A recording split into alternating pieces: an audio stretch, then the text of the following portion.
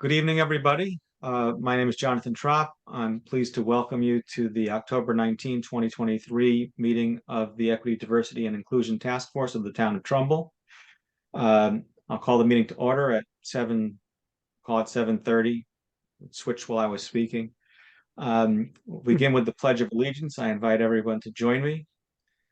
I pledge allegiance to the Allegiance to the flag flag of of the United States of America, and to the to the republic for republic which it for which it stands, stands, one one nation, nation, under under God, God, indivisible, with indivisible, liberty with and liberty and justice justice for for all. all.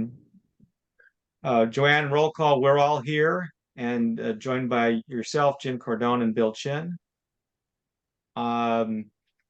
Correspondence, we received only one email from a reporter for the Connecticut Post looking to interview Shala in connection with her upcoming star turn on the panel for the community campaign that Rodney Gray organized that we all heard about at our last meeting. Regretfully, I saw it late, passed it along to Shala late, so I don't know. Shala, did you speak with the reporter? You're on mute, Shella.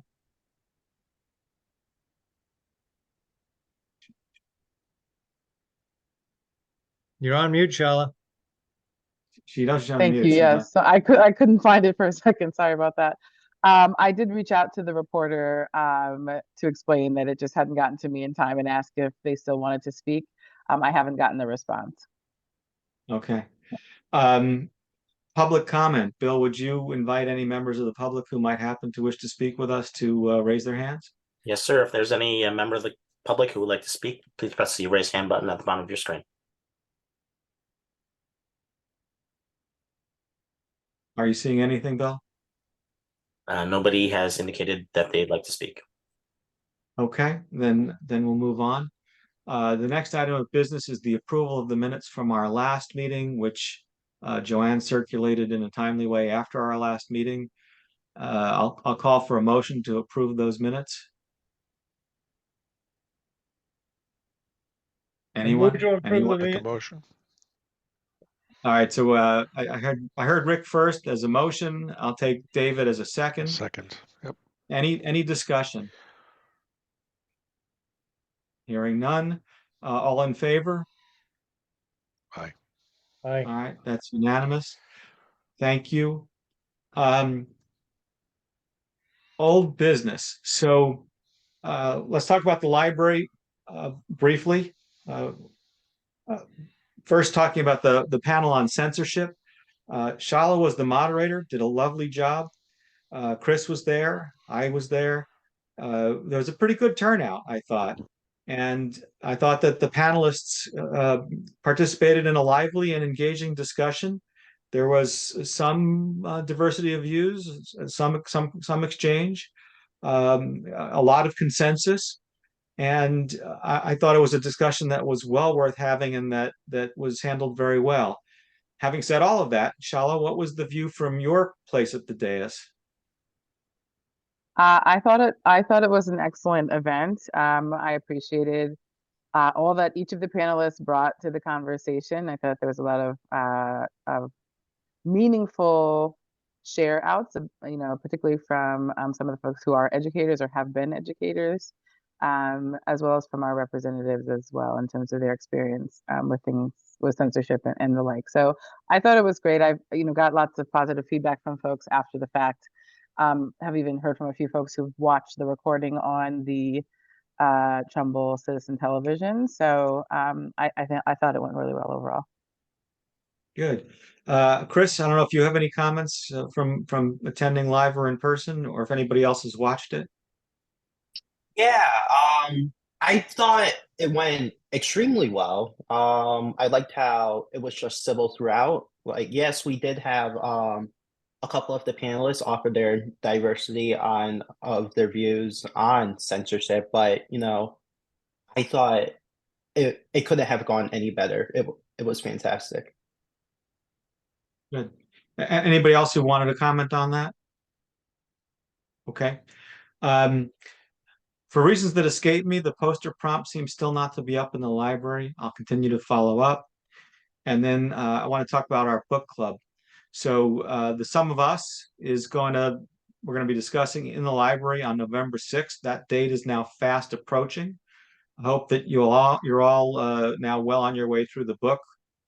I'm finding it to be an engaging book, but not a speed read. So I'm somewhere between a quarter and a third of the way done. My aim is to be all the way through by November 6th. I just ask, does everybody plan to attend? I'm certainly going to try to be Shala?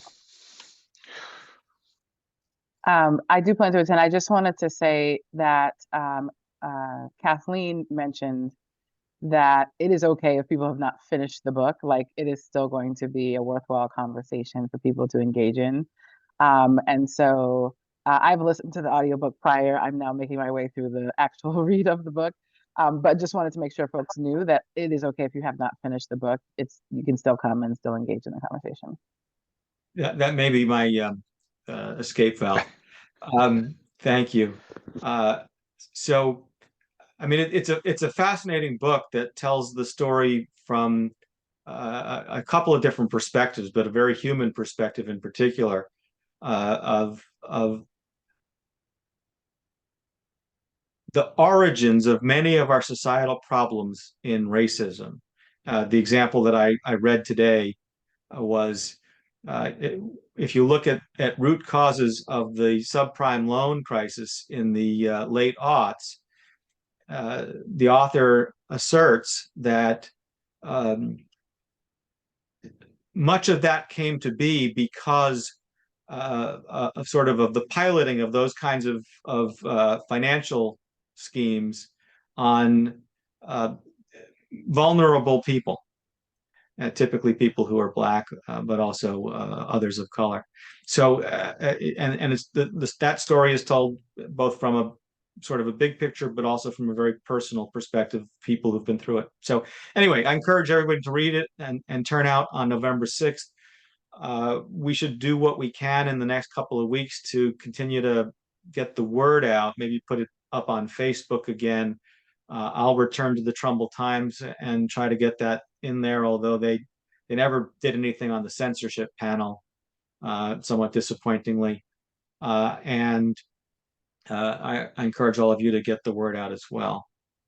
For the sake of time, and so that we can all go watch the president speak tonight, I'm going to table discussion of item 7B, unless there's any objection.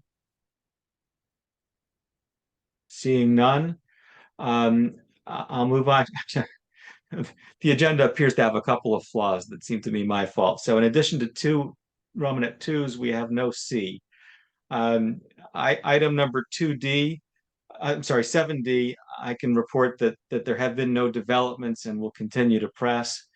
I've already effectively covered item number 7E. I would like to talk about item number 8A, our next collaboration with the Trumbull Historical Society. We talked in recent meetings about a particular potential collaboration in November related to Native Americans and Native American culture, history, and in particular thought to tie it to Thanksgiving.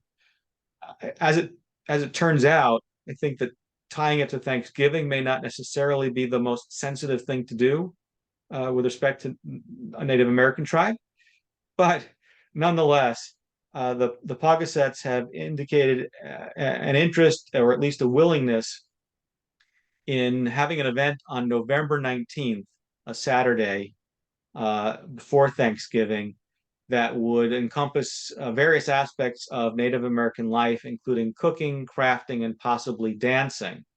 And so the question is, are we interested in engaging in that, and in what way, and shall we move forward? Tara? Just a quick point of clarification. We had reached out to the tribe to participate in November, not because of Thanksgiving, because November is Indigenous Peoples Month. That was the reason why. Of course, And to answer the question that you've posed to the group, I think it's a great idea if they are willing and available to offer a cultural awareness event in collaboration with the Historical Society. So thank you for correcting me, or maybe more gently clarifying. The question is raised, what would our participation look like? So, obviously in particular, I would hope that some or all of us would attend. In the past, we've tried to spread the word, and we can help to spread the word. We don't have a pocketbook to contribute to this, but I'm interested to hear what others think our participation might look like beyond the things that I've just articulated. Although if that's all our participation looks like, I'm happy to go back to the Trumbull Historical Society and describe what that participation would be.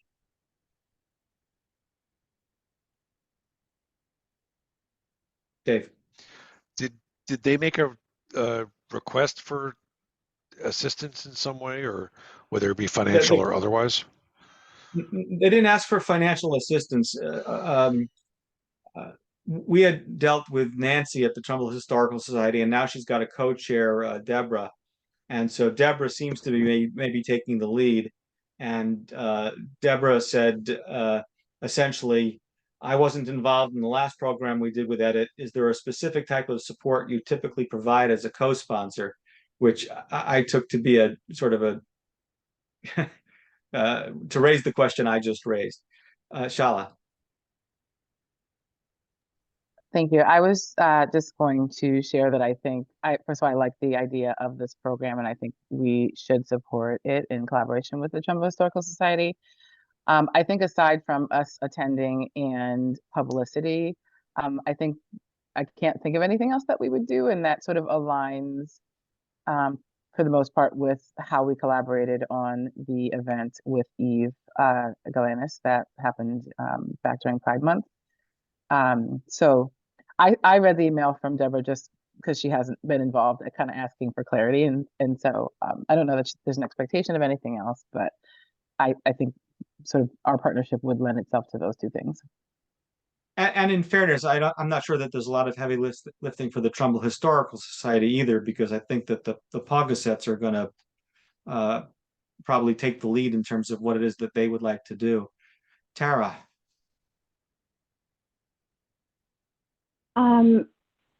I think one opportunity could be, it depends on the format of the event, but certainly trying to get expert speakers. So the Fairfield Museum and History Center is hosting an event in early November, but they have Darlene Tassack, who is actually not just an expert, she's also, she's the education director. I'm just reading her bio at the Institute for American Indian Studies. She's an active member of one of the tribal nations.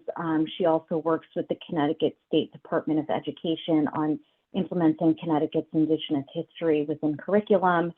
So that's just one example of someone who's local, who we could potentially reach out to, further enhance isn't the right word, to further a program if that's the format that they'd be interested in. So potentially helping with solicit a speaker to perhaps give an intro with a little bit more context.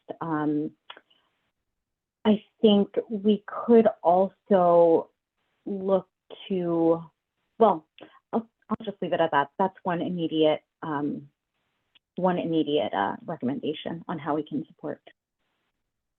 Good suggestion. Thank you. Anybody else have thoughts on this? If we move forward with something on November 19th, are people interested in spreading the word and turning out? Yes. I'd be interested in attending. Okay. All right, so I'll go back to the Trumbull Historical Society and confirm the sense of our committee that we are in favor of this program and what we think our collaboration might look like. Thank you. Next item on our agenda is our meeting calendar. And in the agenda, you'll see the dates that based upon our prior discussions, I have proposed for our meetings. These are across the board the third Thursday of each month. I didn't notice any conflicts with any of those dates. If you saw something I missed, let me know. And I thought that this time around, December 19th, because it was the week before Christmas week, was probably acceptable, and we didn't need to move it forward to the 12th, but we can certainly do that if people think we should. We had discussed as a default continuing to meet at 7:30 p.m. by Zoom, but I wanted everyone to have a month to think about that. And so this is the chance, maybe not your very last and final chance, but we're going to submit soon to the town our calendar for next year. And so I'd like to be able to finalize it tonight if we can. Does anybody have any comments on the proposal?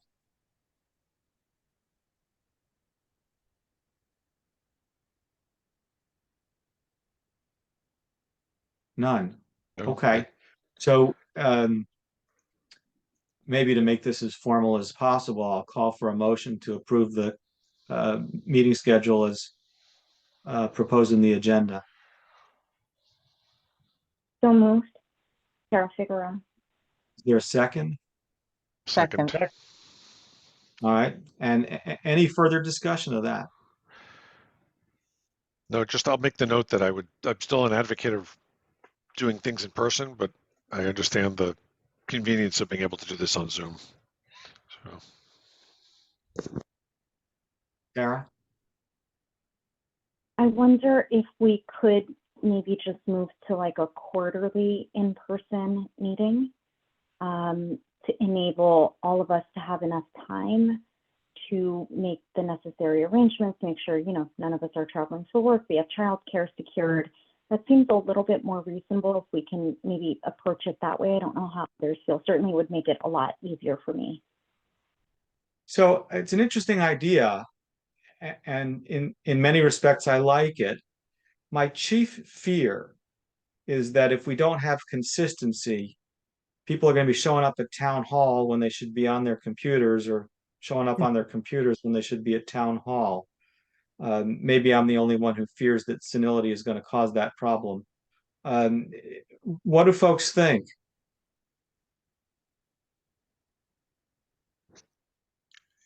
Just Shala. accurate. Sorry. Yeah, I like that idea. And as long as it's, sort of decided well in advance, that is something that I can absolutely work with, and certainly would appreciate the opportunity to meet in person quarterly as Tara recommended. David? Can we offer both methods, or are we setting up a bad precedence by doing so? So if someone does accidentally stay at home, at least they have the ability to dial in. I don't think that works. Now Jim's going to tell us what we're not thinking about. What's the concern? No, just I'm sorry, Mr. Chairman, just refresh my what motion is on the floor at the moment to the motion under discussion is to approve the proposed meeting calendar as set forth in the agenda. And does that change the meeting days? Is it still going to be the same? So you're just talking about the dates and keeping the same meeting day of the third Thursday. Yeah. The proposal in the agenda is third Thursday at 7:30 p.m. by Zoom. Okay. And we're now discussing whether to amend the motion to permit quarterly in-person meetings. Correct. No, I understood. I have been listening. I just wanted to make sure I got it correct. That's all. So I appreciate the clarification. I just wanted to let you know that really what is required of each board and commission is to agree upon the meeting dates. And you can always change the location of the meeting if you provide prior notice to the meeting. So I think what we're setting, if you agree to the dates of Zoom meetings for now, then you could always agree that for your next meeting, you can make a motion, you're gonna have it in person at town hall, and as long as that's properly noticed on the town website, you can proceed in that fashion. So I guess what I'm trying to say is you don't need to make a final decision tonight on all of that. Thank you. That's very helpful. No problem. Rick? Yeah, my concern is not my senility. I might be the oldest one here. I don't know. In terms of remembering whether it's Zoom or in person, my bigger concern would be in person, by definition, I think is going to make it so that any one of us at any given day is going to have a little harder time making it. And so I like the idea of getting together in person once in a while. I think we need to have a little more margin for quorum. If we're in Yeah. a situation where we're trying to meet in person and the loss of just maybe 2 people coming blows up the whole meeting, it's just there's not enough margin there. So I would be reluctant to move to in person until we, have a participation on this board that gives us at least a little bit of margin for people being unable to attend. I appreciate the comment. I am hopeful that we will increase our numbers before too much longer. I'm going to suggest, in light of Jim's very helpful advice, that one of you all amend the motion to delete the proposal with respect to meeting format, and so it'll simply be the dates.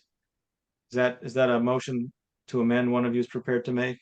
I don't think that was in the motion where they were. I had understood the motion to be as set forth in the agenda, which included Oh, sorry.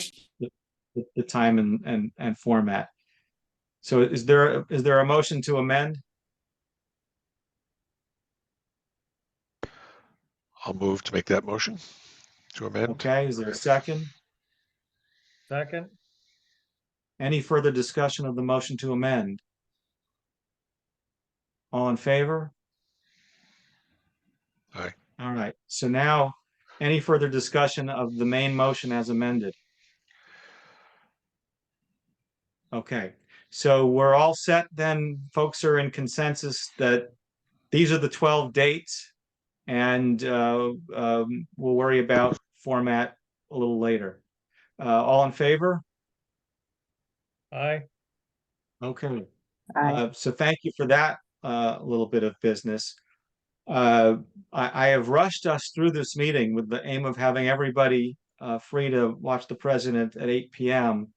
I find us in the happy circumstance of having in record time completed a meeting and left a few minutes. Is there anything that anybody would like to discuss under new business or otherwise before we adjourn? Okay. Then I thank you all for your attendance, your participation, your efficiency, and whichever one of you is first to make a motion to adjourn. I move to adjourn. Second? Second.